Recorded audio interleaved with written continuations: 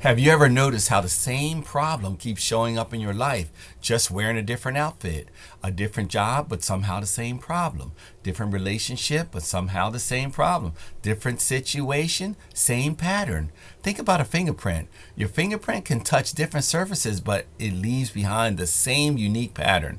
And sometimes we do the exact same thing in our own lives.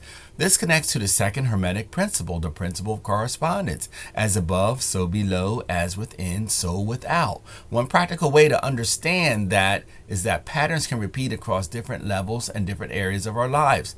Maybe you procrastinate when it comes to your health.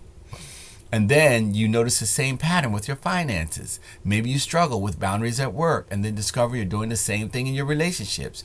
Different surface, same fingerprint.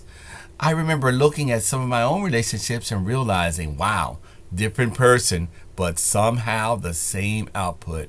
And when I finally saw that pattern, it was uncanny because at some point I had to stop looking only at the person or the circumstances and start looking at what I was bringing into the situation. So instead of only asking, why does this keep happening to me? Try asking, what pattern am I bringing into the situation? Because sometimes the circumstances change, but we haven't changed the pattern. Once you see the pattern, you finally have an opportunity to interrupt it. So here's your question for today. What keeps showing up in different areas of your life that may actually be the same underlying pattern?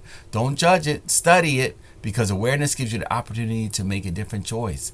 Different situation, different people, same fingerprint.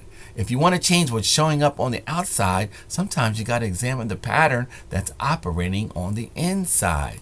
Because as I always say, the only way out is in. Peace, one love, and control your destiny.